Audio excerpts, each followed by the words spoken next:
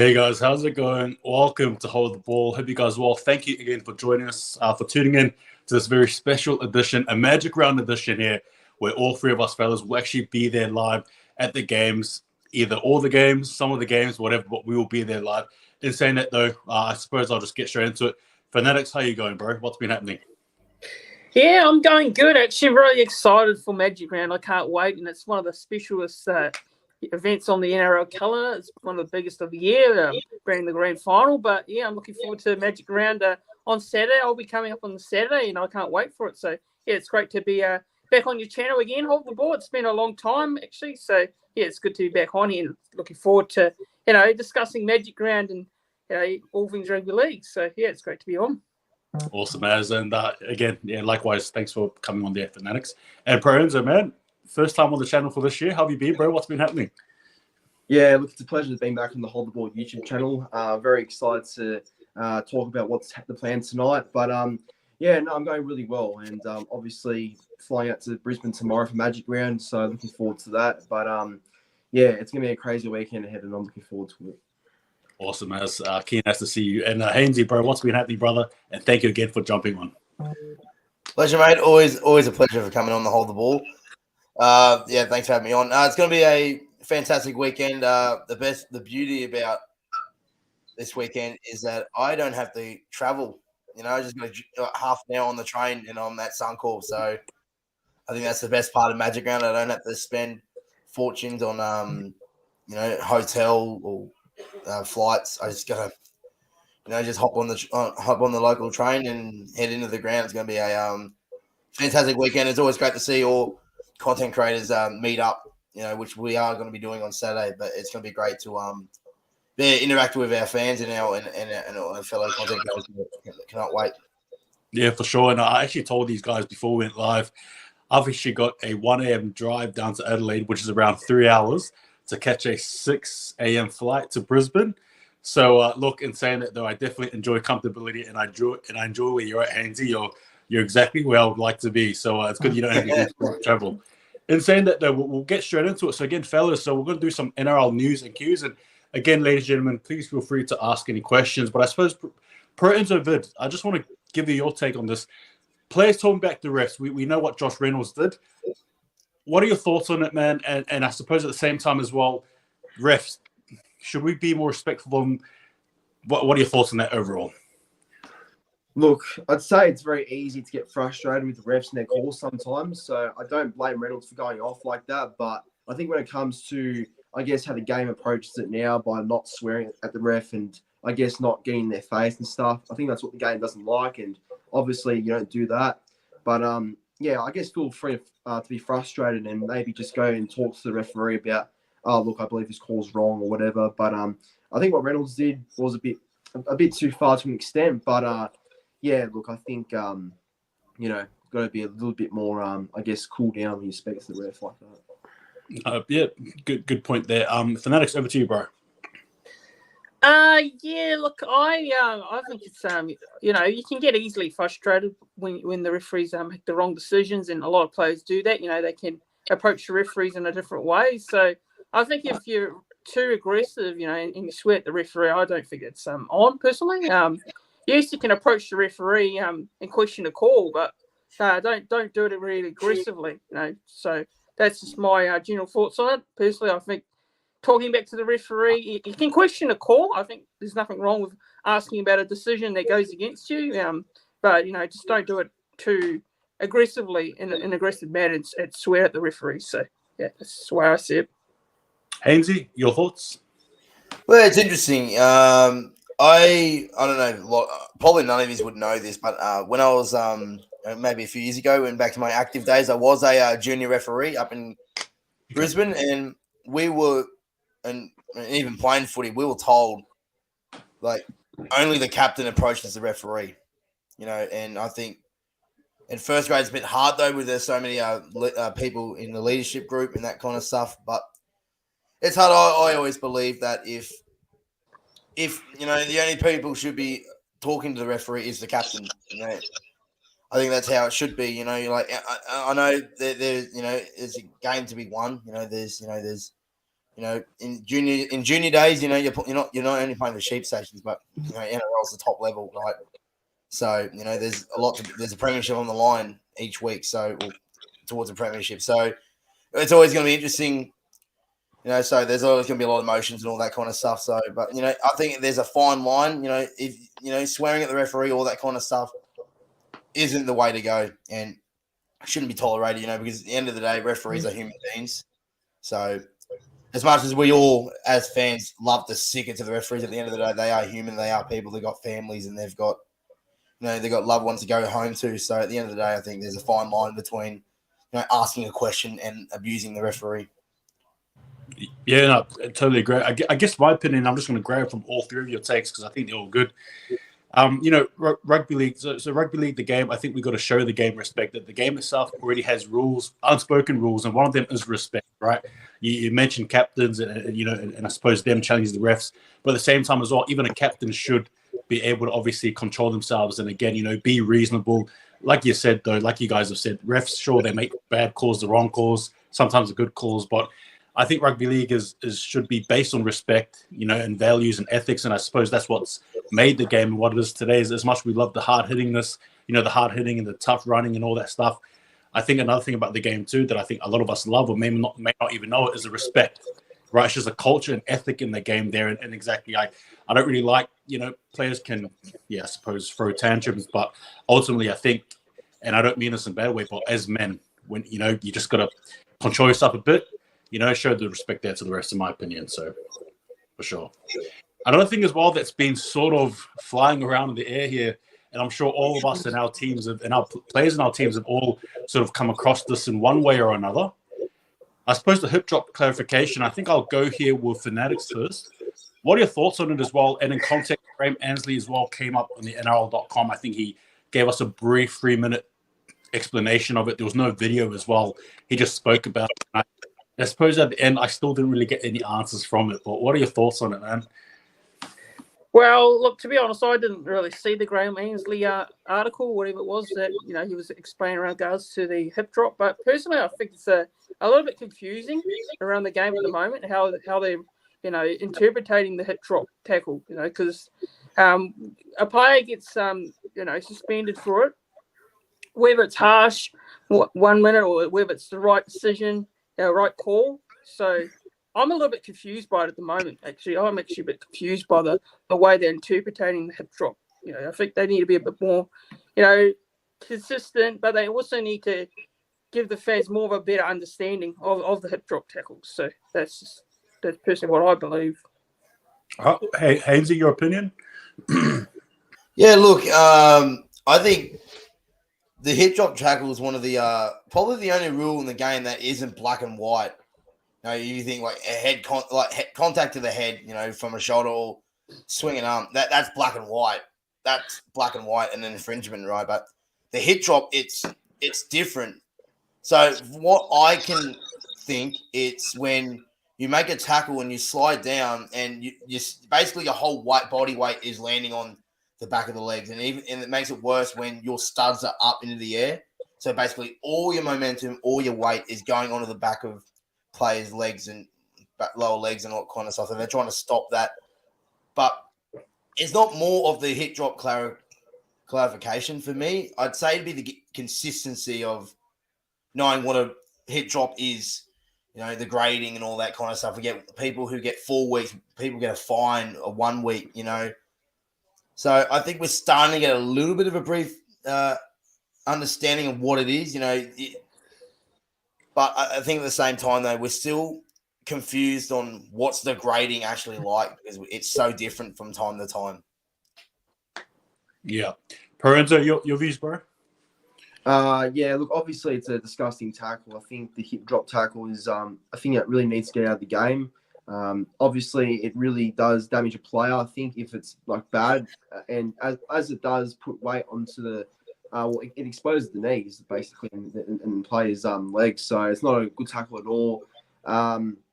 Look, definitely worth a lengthy suspension, in my opinion. So I think the NRL and the game have not found consistency with finding on how long it should be a suspension for. And I'd go somewhere between 6 to 8 weeks, even more potentially, because I think it's it's a tackle that could potentially end a player's career or just the way they play. It's a life-changing tackle, I think, and it's not in a good way. So I think it's a very disgusting tackle to the game, and it needs to go. No, that's fair, and look, to be fair with you, I think that's quite a strong opinion, but one that I think is right in the sense that obviously you want to weed this out. I'll add though that the hip drop tackle before it was made, illegal, I suppose. I think we saw this a little bit in NRL, right? It's always been there, but obviously there was just no name attached to it. But yeah, no. Now though, I think it is good that it is, I suppose, penalised now. I'm hoping though that obviously with new tackle techniques as well, that this does change, and I agree with all you guys that it is something that needs to go, I guess. So there you go. And another question here, lads, and I think I'll start off with you, Haynesy. Obviously, it's round 10, Magic Round, but I suppose at the same time, we're going to be seeing the debut of the Dolphins in Magic Round. What are your thoughts on them, as well as, obviously being the latest addition to the NRL? I think it's a good thing. It's great to see the Dolphins actually come flying out of the blocks. Like we all predicted the Dolphins to come last this year. Yeah. And then obviously they proved everyone wrong by beating us in round 1, but I don't want to get into that. But no, look, you've got to admire how the Dolphins have been so far. You probably could say they're up there. Well, in recent history, if you look at the fewer teams to join the competition, like the Titans, even to extent the West Tigers and St. George when they first came. I'll probably St. George in 1999, they're probably the best ones because they made the grand final. Melbourne in 98, 97. Was it 90? Yeah, sorry, 98. That when they entered the comp and they won it the year later. So you probably say it's up there for one of the best starts in probably the NRL era. It's great to see. It's great to see for the game. It's a completely competitive competition this year. There's a little bit of a buzz around Brisbane. The Fins up. We see it everywhere. And they're getting some good attendances in each game. They got 33,000 in their opening game at Suncorp. They sold. I think they've sold out every game so far at Redcliffe, which holds about 10,000. But still, they have to sell out sign in any ground, regardless of where it is. It's always a nice feeling. So. They're getting public interest. They're doing really well. Wayne Bennett is probably the reason behind that. He's just getting everything to go together. And, no, it's great. It's great for the game to see the Dolphins compete. And, yeah, there's a little bit of a buzz around Brisbane. And probably they're going to be the most popular team of the weekend come Magic Round because everyone's going to be jumping on the Fins bandwagon. Or even the Warriors doing against Penrith. That'll be another team that the faithful will get behind of. And obviously myself. Will be everyone will be going for the Cowboys because everyone hates the Roosters, right? But it's just like they're getting like a genuine interest from not even just Brisbane, but every single club around the country. Like everyone's getting involved in the Dolphins because everyone's admiring how they're doing so far. Yeah, absolutely. Fanatics, your thoughts? Yeah, I've actually been enjoying the Dolphins' inclusion to the competition this year. They're doing quite well, surprising a lot of expectations, including myself, who probably didn't think they'd be doing this well in their first year. And although we're 10 rounds into the season right now, I mean, they're exceeding expectations. Wayne Bennett's, getting them up each week. One week they have a lot of injuries and they're still getting up and putting on good performances. Like, that game against the Titans, they came back from 26-6 down to win. So that was one of the biggest comebacks in the NRL in a long time. So, the Dolphins are doing a great job. And also, you're getting the crowd vibe in Brisbane, especially as well. They're getting some good crowds there. And they're just, I think, a lot of people's second favourite teams, if you're not including your team and them as their second team. So, yeah, I've been enjoying the Dolphins' inclusion so far. If you don't mind me adding in for a sec there, sorry. You're right. I think there's been every time there's been talk about the Dolphins, there's like getting the spoon. When they went 3-0, when's this going to last? The suspensions and injuries, like okay, this is going to be the question when they lost their first game to the Broncos, and then when they lost to the Dragons, they're like, oh, this would be the time now where they fall off. Injuries, how they're going to go for 27 rounds, all that kind of stuff. But they keep proving everyone wrong. No one gave them a hell to beat the Roosters. No one made them have them be in the top 8. Well, the interesting fact that this week is the only week in their history, in their existence, that they've been outside the top 8 in the NRL. So they just keep proving everyone wrong. So which is good. Enzo Vids, your thoughts, bro?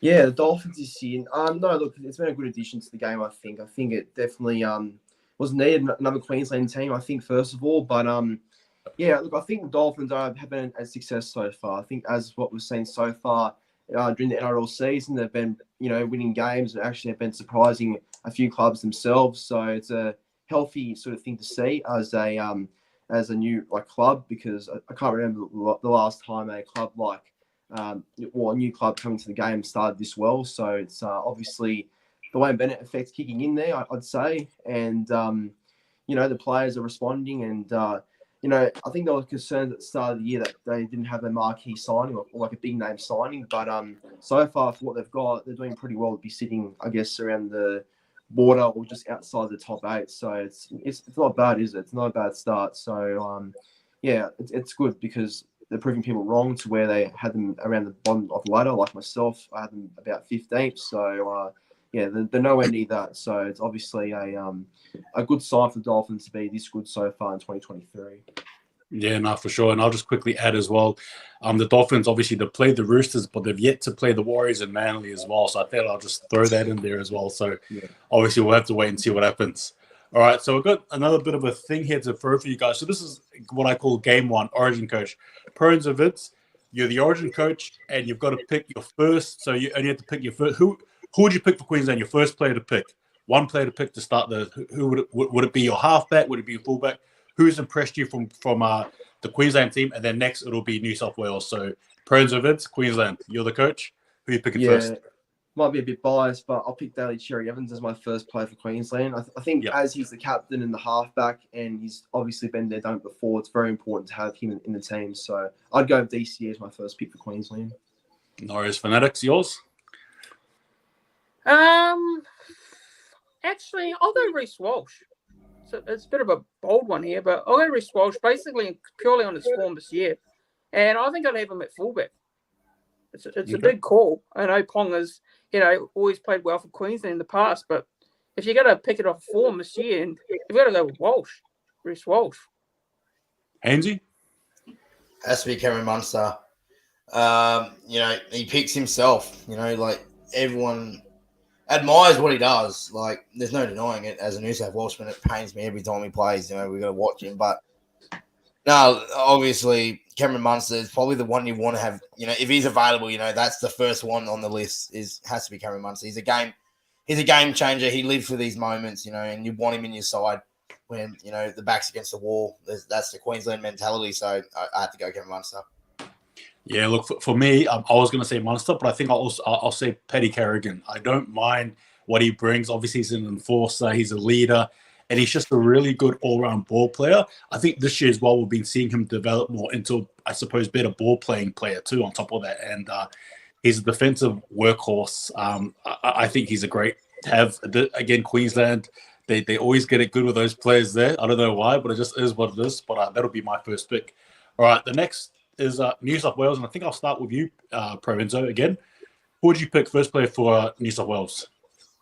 Tough one because there's a lot of good players to pick from. But look, I'll go with probably the fullback, James Tedesco. I think Teddy is a lock for that Blues team. And yeah, look, a bit like DC, he's been there, done it before. He's very consistent at club level. And as for the Blues, yeah, he's great for New South Wales as well. So yeah, for me, it's a no-brainer picking Teddy as the first player for the Blues side. Yeah. Haynesy, who would you pick? Well, I was going to go with Teddy. Obviously, Roosters, man. Every year we have this question. It's like, look at even from 2020, like Pappenhausen. Pappenhausen would be the fullback. Turbo in 2021. Pappenhausen again last year. And this year, Dylan Edwards. But we keep forgetting that James Tedesco is the New South Wales Australian captain. And we all know what Teddy does for the state. We know that Tedesco's level is either it's just that it's at the peak every game. You don't get a bad game out of Tedesco. And I think he's the one that needs to be picked each week. He's the first one. I know, yeah, he's a captain, but still, he's the best fullback since Billy Slater. And there's no denying that. So I think it has to be Tedesco. Fanatics? Yeah, I'll go Payne Haas. I'll throw Payne Haas in there because he's having a great season for Brisbane at the moment. Fanatics is a Broncos fan. Just saying, Fanatics is a Broncos fan. He said 2 Broncos this year already. The two he picked was Broncos, so he's a secret Broncos fan. I like that. All right, so for me, I can't go past Latrell Mitchell. Honestly, if I had to pick one player first, I would honestly pick Latrell Mitchell. What he's producing is man, every year I just love watching this guy play. And again, he has fans and he has his haters, but I'm definitely a big fan of Latrell Mitchell. I can't wait to see him play live and just what he brings as well. We speak of Tedesco and what he brings Latrell Mitchell as well. It's just ungodly the sort of stuff he can bring. So Latrell Mitchell would be mine. All right, guys, so we're gonna go straight into the second section here. And I suppose I'll kick off with you, Fanatics, protecting the kicker. What are your thoughts? Because obviously there's been a few controversial calls, different games where you'd argue it shouldn't have even been a penalty. What are your thoughts on the whole protection of the kicker and where do you stand? Yeah, look, I think you got to do a lot. You got to do a lot to protect the kicker. Personally, I think that's the right thing to do in the game. The NRL at the moment, obviously, there's some moments where they're protecting them probably too much. I think there's some incidents where they probably weren't warranted penalties. To begin with, I think there's quite a few this year actually when I watched a lot of the games. But I think the NRL is obviously trying to make sure that they players tone down on attacking the kickers especially, and I think that's important. I think it's really important, but there are some moments where some of them aren't really penalties. I think they've been a bit harsh in some of the calls, but other than that, I think it's the right move, just to protect the kickers. Yep, Enzo Vids. Yeah, I think it's a pretty big thing today, protecting the halfback after they kick the ball and stuff. And yeah, I support it. I think it's something that needs to be a lot more dealt with better, protecting the kicker, because obviously, I guess we've seen many times after the halfback or the 5'8" kick the ball, often the front rower or the back rowers came to jam that player in, and it results in a penalty or that halfback being injured. So yeah, it's a big one, protecting the halves, obviously. But it can be a bit, I guess, tough as well at the same time because, maybe there's a stage where, the halves kicked it and the player who's trying to tackle him comes in and it results in a penalty, but the player did not intend to take the player out, or like when he kicked the ball. It was more of an accident when he fell over, that sort of thing. So I guess that's where you're going to be a bit careful. But, yeah, protecting the halves is very important. And Haynesy, your thoughts? I think we're overprotecting the kickers, if I'm honest. I'm going to go back to an example last weekend, Tigers v Penrith. Abby Coruscant was penalised for a late shot on Nathan Cleary. Nathan Cleary didn't even kick the ball yet before he got tackled, and he penalised him for it. And thank the Lord that the Tigers challenged it, because it cleared on the replay. He tackled him before he kicked the ball. I understand that we are trying to rule out the late shot, and it's the whiplash and the fell awkwardly. We get that, but at the same time, it's hard though when you're like a big fella, big front rower, he's committed to the tackle. It's not like emergency stop. You stop and you go stop, right? It's still it's like momentum will hit him eventually. Yeah, we want to like black and white get rid of the one that he's kicked it 5 seconds later. Here comes someone with a swinging arm or that kind of stuff. But the split second ones that they're penalising, and I will take it back to Anzac Day. Yes, it's related to the Roosters, but Zach Lomax was penalised for a late shot on Luke Keary. It was a split second after he kicked it, and that's why I'm saying we're overprotecting the kickers sometimes. It is a contact sport at the end of the day. So I think, get rid of the black and penalise and punish the black and white late shot kind of thing. But a split second is where we're going to be more reasonable, I think. I'd say, yeah, overprotecting our kickers. There's got to be a little bit of leniency towards the defender, because, you can't hit the emergency stop button after he's kicked it. in a split second like that. If they're already committed to the tackle, they're not pulling out of it. So that's what I would say. Overprotecting the kickers, I'd say. Yeah, look, I agree with all your views. Actually, I think I fall in between exactly. Like, obviously, I don't want to see players get hit late because obviously when they fall hard for sure. But at the same time as well, those split second choices too, it's really tough, because it isn't the defender's fault in that instant that the kicker can't kick the ball that fast. Faster than what they can. If you get what I mean, it goes 50-50 in my opinion. But I think they should have some rules that sort of benefit the tackler when the kicker can't get the ball, I suppose, kicked in time. So that's probably where I stand with it. All right, guys. Expansion. Obviously, we all know we have a 17th team, but there's been a lot of news, whether it's been main news or I suppose back page news.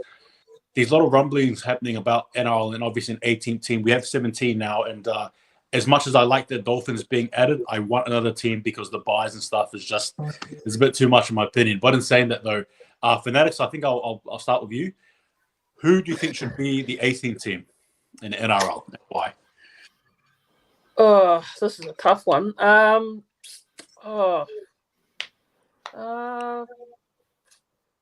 trying to think. I'll probably say it'll be another team, New South Wales. Where maybe somewhere like Central Coast. You don't reckon WA? Perhaps Perth. Perth. Yeah, I think Perth could work, but I think the only thing I have with Perth is obviously you're competing up against the AFL. And also you compete with other sports as well in Perth. So I think, look, I don't know. Perth could work, but there's answers against it as well. There's debate against it as well. That couldn't work. So, maybe I'll say somewhere in New South Wales, probably. Central Coast, maybe Team Central Coast. So, I'll probably say there. But not too quite sure where we could have one, but maybe Central Coast, Adelaide, maybe. I don't know, maybe Adelaide. But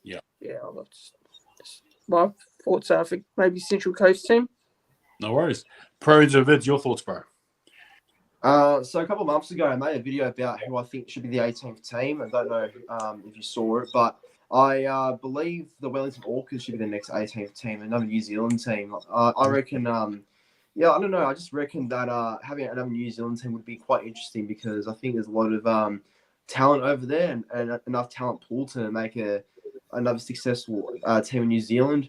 And it'd create a rivalry with the Warriors as well, I think, which would be pretty cool to see. So, I know these days there's obviously a lot of kids that want to play for the All Blacks and go for Union and stuff, but maybe having another team in New Zealand could give them another option to go into the rugby league with another team, not just the Warriors, the Orcas as well. So, I'm quite interested in seeing another team in New Zealand. Yeah. And Haynesy, your thoughts? I would have to agree with Fanatics. I would love to have the Central Coast team. Bring back the Bears, Central Coast Bears. That would be the perfect one, to be honest. Like, it's Central Coast, it's heartland in rugby league. We always go take games to the Central Coast. It's a beautiful spot for rugby league. And you have you bring back a foundation club in the North Sydney Bears. They've got. When you said to the argument about we're sick of the buys and all that. When we're thinking about having an 18th team, it'll take years to get a team from scratch and get it ready. Like, I don't know if you just saw today that the AFL announced that there's going to be a team in Tasmania, and they're not going to be playing until 2028. So we're going to wait 5 years for having buys and all that. If we think about a team up and running, ready to go, would be North Sydney Bears. They play at the Central Coast, call them the Central Coast Bears. It just would make sense. It would make sense. They've got history. They've got basically financial support. What I mean by that, they've got leagues. They've got North Leagues Club. They've got solid funding, and I think that's one of the reasons why the Dolphins were selected to be the 18th team, because they had money from the start. They had Dolphins Leagues Club. They had basically history, all that kind of stuff. I think it's hard for a team like Perth and Adelaide, no offense to you, hold the ball, but we've been there, done that, and unfortunately it didn't work, which is a shame. Like we had a second team in Newcastle, didn't work. We've had 5 Gold Coast teams, it hasn't worked either. Like you eagerly say that the Titans are probably the most successful out of them all, but a second New Zealand team would work perfectly, but we'd probably have to wait another 5 years to get it settled. Obviously they're playing Wellington at Sky Stadium. You basically build it from the ground up. If we want a team ready to go like the Dolphins were, ready in 2 to 3 years, I think there's the Bears, Central Coast Bears. I don't like the idea of the Bears being based in Perth because it just wouldn't make sense. Obviously, the North Sydney Bears, diehard supporters and former players, they'll get behind that 100%. But at the same time, I think it'd be easier if they can get a team based in the Central Coast. Gosford, they play some games at North Sydney Oval. I think it would make. I know it's hard though because it's a massive clog jam, if that makes sense, in New South Wales, like between Sydney and Newcastle. There's like 12 teams and Canberra as well. So it'd be hard to, but I think it'd be the makes sense would be the two of having one in Central Coast or New Zealand, because at the end of the day, the rugby league, we dominate in the East Coast. Queensland, New South Wales, we dominate. Anywhere else, no one really cares about it, unfortunately. I know you do hold the ball, and there probably will be some South Australian fans and Western Australian fans who do enjoy rugby league, but it's not going to compete with the AFL. We're not going to get sellouts at Optus Stadium like West Coast and Fremantle do. We're not going to sell it at Adelaide Oval like they Cooper Stadium is a fantastic ground for it, but I just think we won't be able to compete in that market having just one team. And I think the Central Coast, everyone can get behind that. Everyone can get behind. The North Sydney fans will get behind that. I think it just makes sense having one at Central Coast or even New Zealand as well. I think that would make perfect sense as well. Yeah, no, I appreciate that. Look, I don't want to say too much here just regarding AFL, but I'm a huge AFL fan as well. I was definitely obviously privy. I know about the news about Tasmania. One thing I do admire about the AFL is they're really good at expansion. Obviously, they make it, they make it national, truly national. I find it ironic that the NRL call themselves NRL, yet, we're having conversations, and again, not mean to be, I suppose, opinionated here, but, again, a Central Coast team is great, but is it truly national? Is having 11 New South Wales teams truly growing the game? Now, in regards to the Super League, Adelaide Rams and stuff, I suppose it wasn't great, but that was probably one of the most darkest periods of rugby league in Australia, if you want to get technical. And I suppose, unfortunately, WA and SA were just part of the mix there. And unfortunately, they got churned out and thrown away just due to the politics of it all. However, in saying that, in terms of starting a team there, I would argue sometimes you just got to buckle up and just take the bumps and bruises, right, for the long-term gain. Now, obviously, the NRL identifies itself as a national rugby league. We've got to try and make it national somehow, in my opinion. We've got to start making it actually true, right? We've got to expand like the AFL. AFL cover Queensland. They cover New South Wales. And obviously, Haynesy, you touched on it. You said that the East Coast is rugby league. There's literally 2 AFL teams in Queensland, 2 AFL teams in New South Wales. There's none in WA and South Australia. And I just think, in my opinion, having that attitude of it can't work. Yeah, look, to be fair with you, it's going to be tough, and the optics don't look great. But if we don't start there, then how are we going to ever know? How are we going to grow the game? We talk about growing the game. Another thing as well, the New Zealand team is good. I think there's enough talent from both Australia and New Zealand to actually warrant a second team, because obviously we're talking about the Kiwis there, but I can't forget about the Aussies who play too, right? Who could easily, happily move to Australia and to New Zealand, and be part of the second team. So for me, I've just got a very expansionist idea when it comes to the expansion thing. So I like the idea of Central Coast Bears, I do, but my question is, though, is it really growing the game in the long run? Is it really going to gain your fans from WA, from South Australia, from Tasmania, from New Zealand? That's my only question there. The thing is, though, it used to be called the ARL, the Australian Rugby League, before the Warriors come in. I forgot what year. 1995. Did you guys come into the competition, the Auckland Warriors? Yeah. So that's why it went National Rugby League, because Pacific National kind of thing, like New Zealand, like the national. I'm really stuffing this up, to be honest, but the reason why it changed from the ARL to the NRL was because of the Warriors. You're right, though, but I think, the only concern of expanding to both Perth and South Australia, that we've got too many teams as it is, is that we're going to have 18 teams. Then we want to expand to Perth. Then we want to expand to New Zealand. That's 20 teams. Is it going to be big enough? Is the talent pool going to be big enough to have 20 teams? And we're going to have to, unfortunately, again, be in a situation where we're going to shrink the competition again. And you look at those clubs that they've had to merge teams. They've had to merge, Western Suburbs, Balmain, St George, Illawarra. Teams don't want to be merging again. Look what happened with Manly and North Sydney. That basically killed the North City Bears. Thanks a lot for Enzo Vids. Bloody Manly Snakes, obviously. Not too good. But no, South Sydney, obviously, they got kicked out of the comp and they fought it and got back in.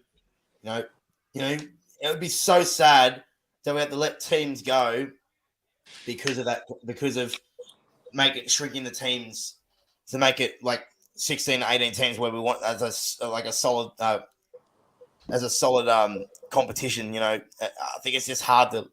So and then there's the questions of a relegation. Hindsight, that would be awesome. Have a relegation system where if you come last, you get relegated, but we don't have the talent pool to have two competitions. It would be awesome. The likes of the Queensland Cup teams like the Capras, Sunshine Coast Falcons, Cairns, even Burleigh for you, Fanatics, Tweed, in New South Wales, you've got Newtown, North Sydney, Wentworthville. I don't even know they're in it anymore, to be honest. But yeah, like those kind of clubs, they could, have the second division and then we can expand those teams like Perth, Adelaide. So we have two solid, and even the new Wellington team. You have two solid competitions where you can get really that interest and all that. Big enough to, big enough to have the second competition and work their way into the NRL that way. No, appreciate it. It's definitely a juicy topic for sure, and there'll definitely be more of that for sure. Bring back the LA team. Anyway, all right. So we've got the Magic Round NRL tips, and I suppose I'll start with I'll go for each one of you guys just on the tips. Yeah. So Haynesy, Bulldogs, Raiders. Who do you think wins? I'm going to go the Raiders 1-12 here. Bulldogs haven't won a game at Magic Round, so. In the Raiders, they just feel like a better side. Bulldogs, they're getting some players back, but still they're lacking in character. They did beat the Dragons. It was a really well-earned win in there in the Gong on Sunday, but, I think it's a step up in class from the Dragons to the Raiders, so I think the Raiders will be too strong. Yep. Fanatics? Yeah, I'll go Raiders 1-12 for me over the Dogs. Yep. Enzo Vids? Yeah, I got Raiders 1-12 as well. I think Dogs are, they were brave last week, but I think Raiders have a bit more points in them, so I'll probably back them at Suncorp. Yeah, Raiders for me. Next is the Seagulls against Broncos. I start off with you, Pro Enzo. Yeah, look, I've got to back my team here. I think it'll be a tough game, no doubt, but I'm not going to go there to not back my team. So I think Manly 1-12, and hopefully they turn up. Haynesy? I'm going to go to Broncos 13+. I think Ezra Mann and Payne Haas are big ins. Jake Travojevic is a big out for Manly. He's the one who doesn't miss tackles in that forward pack, and Payne Haas will, and Paddy Carrigan, though their forward pack, I just can't see Manly competing with that. A lot of people were thinking about last week's result. Excuse me, but we got to realise though that they had a few players out. The Broncos, Ezra Mann's back, more controlled with Adam Reynolds, Jock Madden. No disrespect to him, but they're two different kind of players, so it will help them more. But yeah, just too many injuries for Manly. Broncos packed house in front of the home crowd. It is a away game, which is rigged, but yeah, I think the Broncos too strong, 13 plus. So Lorenzo, Fanatics. Yeah, I'll probably have to go with the Broncos. Yeah, we're paying Haas back. I'm gonna have to go with them 1-12. I think it'd be. I think Manly can now definitely be competitive. Obviously Jake Trbojevic is a big loss for them, but you still got a very good side, Manly. So yeah, look, I think for me, I'm gonna go with the Broncos by 1-12. Yep. No, last year I backed Manly, and unfortunately it didn't go that way. In saying it though, look, weighing up both squads, I think I can't go past the Broncos. My chip may change. I don't know. Manly can pull it off though. They're just that type of team. You just don't know. But I think I want to stick with the Broncos here. I'll let you guys know tomorrow. This is the Warriors. Oh, sorry, hold the ball. I hate cutting people off. This is the fixture. This is like the show, like the annual fixture for Magic Round Broncos Manly, and none of these games are close. None of these games are close. 2021, I'm pretty sure Manly put 50 on the Broncos. We did. Yep. And then I can't remember 2019, but I'm pretty sure it was a heavy win for Manly. And then Broncos obviously last year Broncos won 38-0. So that's why it's not going to be tight, people. It's going to be a blowout, regardless on who wins. I think it'll be a 13+ victory for either team, but that's why I'm going to Broncos. So Warriors, Panthers. Your thoughts? Oh, you asked me. Oh, bloody yeah. I'm so glad I'm behind the screen, not right now, not face to face. I am going to go the Panthers 13+. I just think that you're playing. There's no disrespect to the Warriors. I'm really glad that you guys are killing it this year, but you're playing Penrith at the worst time. Off 2 straight losses, they're going to be pissed off, and I just feel like that the Panthers are going to come out and just, their backs against the wall right now. Everyone's like, "Oh, the dynasty's done," all that kind of stuff, and this is the perfect opportunity to go out and put a statement to the rest of the competition. Like, I am apologizing to you, Warriors fans. I know you're in the chat. They're going to lose it, but if this was last week, I'd definitely be happy to go the Warriors at home. But again, I just think you're playing Penrith at the wrong time. Like, if this was last week, easily, but that's why I'm going the Panthers 13+. Is you're playing them at the wrong time. They're 2 straight losses. They're going to be coming out and putting a big statement to the competition, like, we're still here. We're still going to win this comp again. So that's why I'm going Penrith 13+. And I do apologize, viewers. No worries. Enzo Vids, your thoughts? Look, Fanatics can hold the ball. As much as I want to see the Warriors pull off an upset and go to Brisbane and defeat Penrith, I think, after the 2 straight losses for Penrith, I think it's very hard to see them get another 3rd straight loss there. So I think they'll be ready to bounce back, and hopefully the Warriors do come out firing and do show what they have been doing all season. But yeah, I think Penrith for me will be a bit too good. But I'll only go Penrith 1-12 though. I think it'll be a bit tight. Fanatics, your thoughts? I mean, I don't really need to say who I'm tipping, obviously. Backing the boys in here, I know it's going to be a very difficult, tough ask to take on this Penrith side of coming off, back-to-back losses, which is something you really see from Penrith. But yeah, look, I'm going to back the boys in, obviously. I can't back against my team. So yeah, I got to back the Warriors here. Warriors by 6 points in a close one. Yeah, look, for me, I want to back the Warriors. I mean, obviously, we know the Penrith Panthers have lost 2 games in a row. Guess what? So have we. We're going to be ready to just knock them, right? So, look, it's going to be a tight contest, I do believe, but I'm backing the boys to do something here. Pull off an upset, make it magical. It's all about Magic Round, baby. So let's see a bit of magic there. All right, Sharks and Finns, the battle of the Finns, ironically. Fanatics, who do you think wins this one? Yeah, Sharks for me. Yeah, Sharks will be too good. Nicholas Hines will have a field day, in my opinion. I think he'll carve up. I think the Sharks will be too strong. I'm going to go Sharks by 16 points. But I think the Dolphins can be competitive at the start there, but I just think the Sharks will just have too much class. Haynesy? Sharks don't have a great record at Suncorp.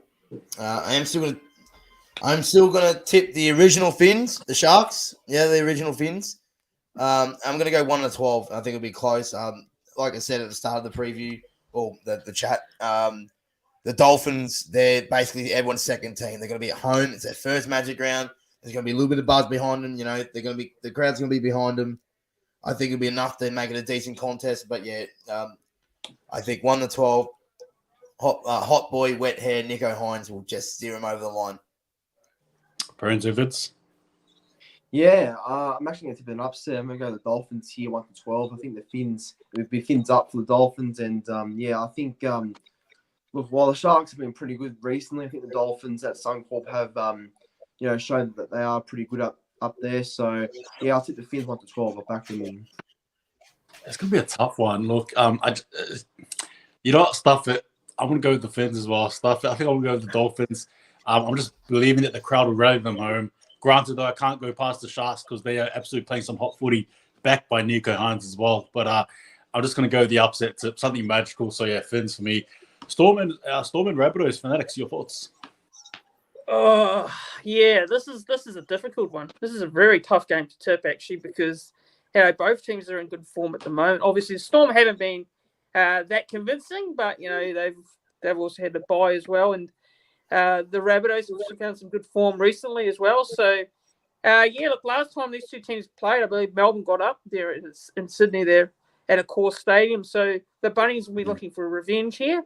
Obviously, the Rabbitohs don't have a good record against Melbourne, so they'll be looking to right the wrongs of that record. So, yeah, look, I'm going to go the Rabbitohs here, but I'm not very confident because I feel like Melbourne, when it comes to playing games in Queensland, their record's very good up there. So, I wouldn't be surprised if Melbourne got up, being at Suncorp as well. So, yeah, I'll go Bunnies, but not really confident. So I'm going to say Bunnies by probably 8 points in a close one.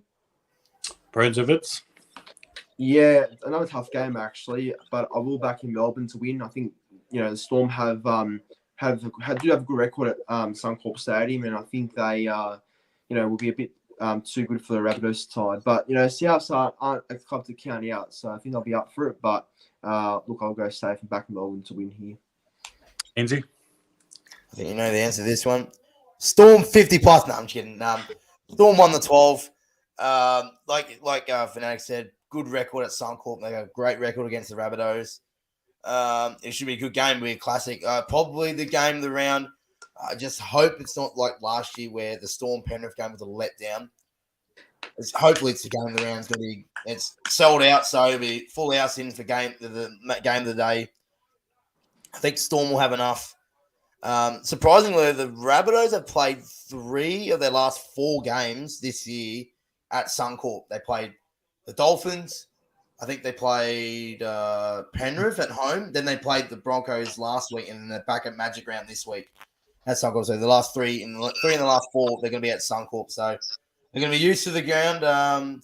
But yeah, I just think Melbourne 1-12 at home. Basically, their second home is Suncorp. So yeah, that's why I'm leaning towards the Melbourne Storm victory.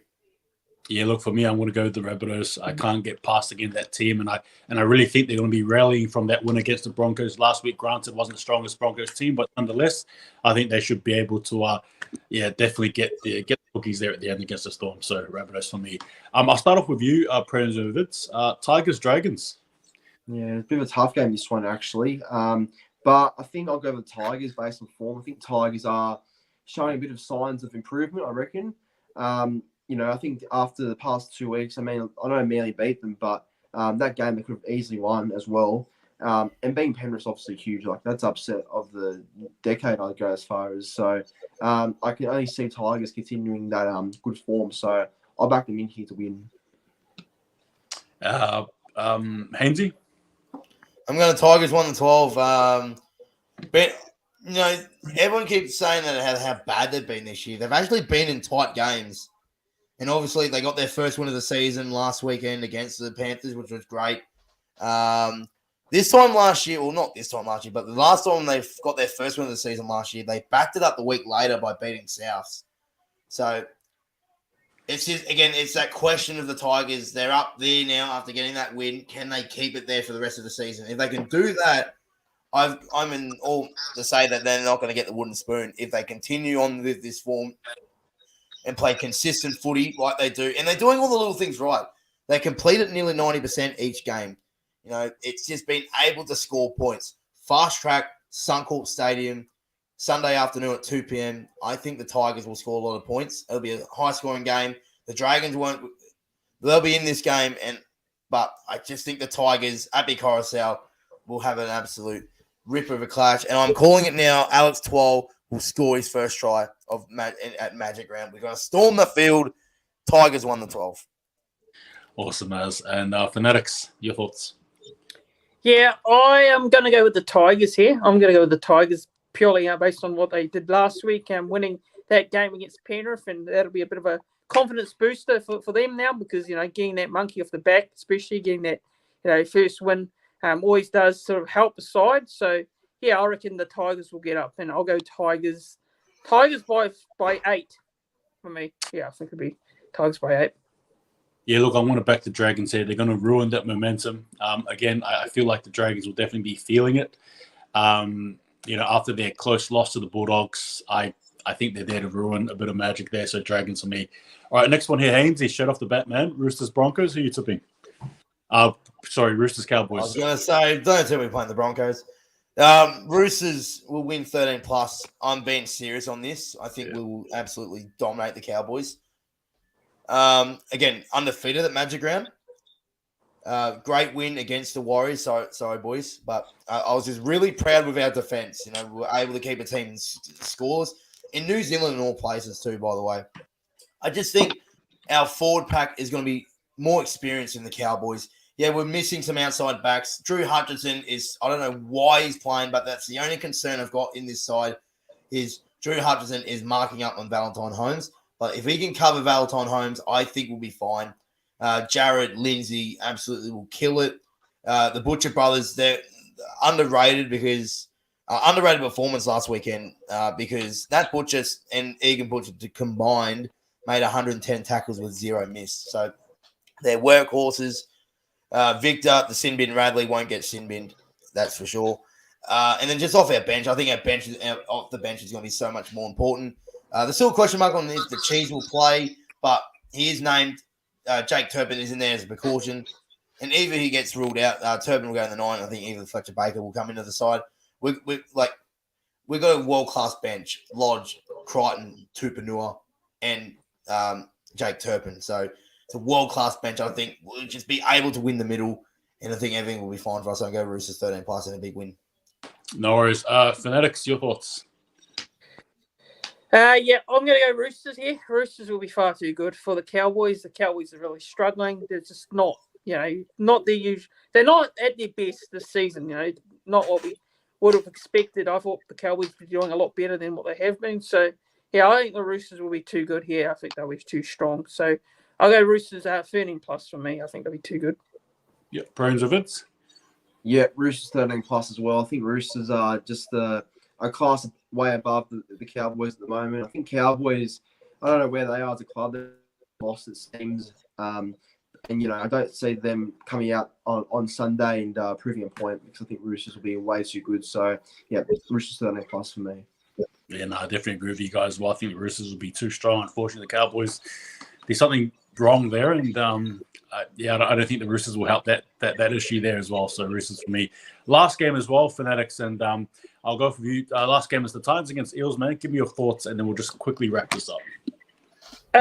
Yeah, look, I'm going to go Parramatta. Parramatta for me. I know Titans, came off a win over the Seagulls last week, but yeah, I think the Eels will win this one. I'll go Eels by 10. Yeah, Eels by 10 for me. I think they'll get the win over the Titans. Okay, Haynesy, your thoughts? High scoring game this one. Last game at Magic Round. I go Eels 1-12. Titans probably will be still shell shocked from that game against the Dolphins. They don't have a great record at Suncorp, surprisingly, the Titans. Be a good game. High scoring. I reckon it'll be 32-30, the score line. And I think Eels 1-12 there, 32-30. I think it'll be a great game to finish what it will be a fantastic weekend. Brains of it. Yeah, look, I think it'll be a good game, hopefully, but I do see it blowing out in the second half, though, after I think both sides will be really close into it in the first half. But, yeah, like I said, I think I'll see it blowing out. So I reckon Parramatta 13 plus, actually. So Parrots will win. Yeah, no, I agree. Parramatta for mine. I think they'll Yeah, they'll definitely win and win well. All right, so the last segment, guys, before we sort of close things. And I guess just give me your brief answers here. And I suppose I'll start off with you, Pro Enzo Vids. But why is Magic Round important for us fans? Well, look, I'd say it brings everyone together, like brings everyone's fan bases together and, sort of just celebrate what rugby league is, I guess, in a way, at the one stadium. And look, ever since this initiative started in 2019, I think it's been a really successful one. And, yeah, look, it's obviously a fun time for, I guess, the fans that come and travel from, Sydney or wherever to come to Brisbane. So it's special event, and yeah, it's a positive thing for rugby league. So I'm glad they did implement this one into the game. No worries, Haynesy, your thoughts? It's brilliant. It's brilliant. One of the best weekends of the year. You get to see 8 games, 3 days, 1 location. And it's a footy vibe. It's a festival vibe. It's all fun and entertainment. It's awesome. Like I've been to every one, which is fantastic. It's just like you said, Lorenzo. Everyone comes together for this game, for this round. Everyone comes together. People flying from everywhere to be here. It's just an amazing feeling. You get them, and like we said at the start, we all get even content creators. We get to come together. We always see each other by a virtual screen. We get to come meet people, new people, familiar faces, like face to face. You don't get that by watching all your teams play. It just brings everyone together. It's a hell of a weekend. It's it's one of the best weekends of the year. Like obviously, probably out of all the footy festivals, I know you could speak for this Hold the Ball. You went to the Gather Round a couple of weeks ago, but no one does it better like the NRL with Magic Round. You get to go to all 8 games in one place. You don't see that anywhere else. In AFL, you have to go like what was it, an hour drive at the Adelaide Hills? Was that around that area? Yeah. Yeah, so but you all get to come to one place. You get to see 3 games live each day, or 2 for Friday, then 3 on Saturday and Sunday. It's just an incredible feeling. Just bringing everything together. It works out. We get to see like it's sold out. It needs 3 days. Money into the local economy for Brisbane and Queensland government, which is good for them. So at the end of the day, it's a win-win situation. Footy fans get to see all 8 games live. Business owners get hotels, flights, bars, all that kind of stuff. Get profit and revenue from this. So it just works out for everyone involved. Yep. Good. And Fanatics, your thoughts, bro? Yeah, just like what Pro Enzo and Haynesy said in regards to it's just great to have the event at eight games in one venue as well, and being able to catch up with rugby league fans alike, just seeing all the content creators, fans as well, and it's a great event. It's one of the greatest events on the NRL calendar, being the NRL Grand Final in State of Origin. So it's right up there, Magic Round, in my opinion, I think personally, but. That's why I reckon that Magic Round's so important for the game of rugby league, and it's great that this concept is now been around for quite a few years now. So that's why I enjoy NRL Magic Round, and be able to go and attend it as well is awesome as well. So that's a huge thing, is just being able to have all those games and be able to interact with all the other NRL fans as well. So that's what I love about it. Awesome, as. And I guess for me, just quickly, it's just memories. It's creating memories, again, rugby league, community, fun, and again, just that time and place for all of us to be together. It's and the last little thing here, and I suppose we sort of all touched on this briefly, but fellas, before you go, again, can we please promote what's happening on Saturday, please? And I suppose Pro Enzo Vids, if you don't mind, just telling us what's happening, bro. What's happening again on Saturday, man, just for the viewers there. Yeah, so basically on the Sunday there, Magic Round, after the first game, Panthers and the Warriors, there's a gap between that game and the Dolphins Sharks game. And from 5 o'clock to 5:20, basically we're going to have like a NRL content creator meetup. And basically the fans that have known about this will come and meet us in a particular area, which is ASOL 311. So that's where all the other YouTube content creators will be. And yeah, we were just expecting to see a few people come over, say hello, and get photos, whatever. So yeah, ASOL 311, and no, it should be good from 5 o'clock to 5:20. Awesome, as. And I suppose in saying that too, because it's been said, fellas, I suppose Fanatics, just quickly, is there any sort of last words you want to say before we close things off here? No, so all I just want to say is, I'm looking forward to Magic Round. Can't wait to, catch up and meet up with all the content creators on.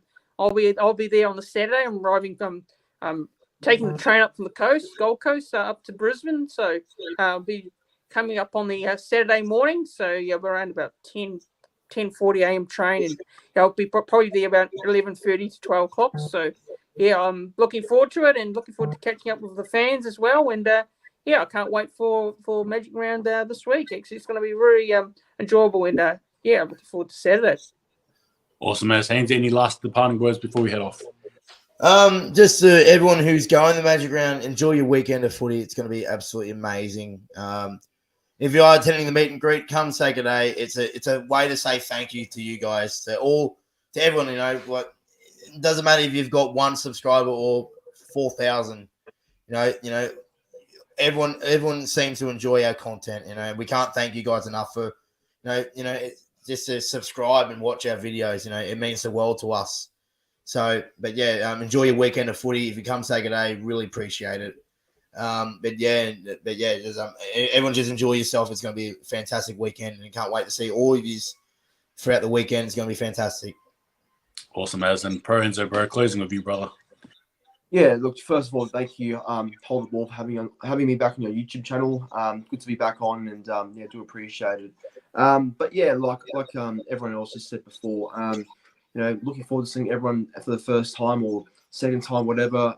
It's gonna be a good weekend to see familiar faces and just watch the footy in general. So I'm really looking forward to Magic Round and being there for the first time as well. So look, it'll be a great weekend, and obviously memories will be created. So definitely I'm looking forward to what's to come. Awesome, as. Look, I just want to quickly say thank you again, guys, for giving me a bit of your time. I cannot wait to see you guys all live. At some point, during the weekend there in Brisbane. I'm going to head off. I've got a 1 a.m. drive to catch. So you take it easy, guys. Again, be well. Bless you all. See you guys next time. Just remember, hold the ball. Thank you again. See you guys. Have fun.